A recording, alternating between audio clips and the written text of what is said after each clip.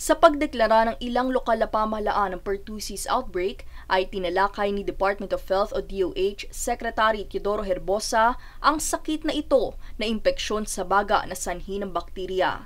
Ito ay nagiging isang malaking hamon sa kalusugan ng mga bata sa bansa dahil nakamamatay ito kung hindi agarang gagamutin. Pagbabahagi ni Herbosa sa ginanap na pagpupulong noong nakaraang linggo kasama ang mayor ng Quezon City na si Joy Belmonte ay naitala ng City Health Offices nito na karamihan sa mga batang na ospital ay nakitaan na ng sintomas ng sakit sa loob ng 9 na araw bago ito dalhin sa ospital. Medyo matagal po yun.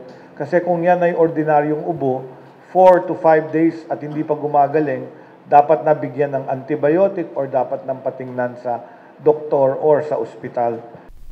Sa nakakabahalang sakit na ito ay binigyan diin ni Herbosa na vaccine preventable ang pertussis, kung kaya't dapat na pagtuunan ng pansin ang mga sintomas na meron ito upang maagapan.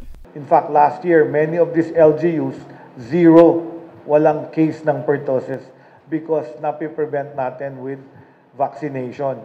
Ang problema, pag bumababa yung numero dumadami yung numero ng bata na hindi bakunado sa pertussis, ay kumakalat yung cases.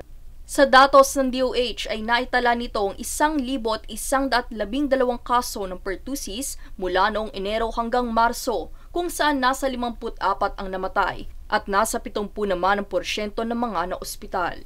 Naitala naman ang pinakamaraming bilang sa rehiyon ng Calabarzon na mayroong 233 kaso ng pertussis, kung saan mataas din ang case fatality rate nito na nasa 6%.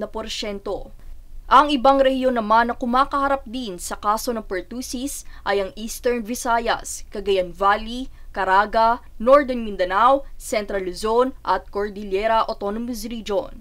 70% were unvaccinated. No? Madaming cases hindi nabakunahan kaya nagkakaroon ng pertussis. Upang tugunan ang pagkalat ng sakit na ito ay mayroong pertussis outbreak response immunization ang kagawaran, kung saan ginagamit ito ang pentavalent vaccine para sa mga 6 na buwang taong gulang hanggang 5 taong gulang. Inaasahan din ito sa Hulyo ang pagdating ng 6 na milyong dosage ng pentavalent vaccine. Patuloy naman ang payo ni DOH Secretary Herbosa sa mga magulang na pabakunahan ang kanilang mga anak dahil ang hindi pagbabakuna ng karamihan ay kadalasang nauuwi sa outbreak. Para sa One Media Network, ito si Daniza Lopez.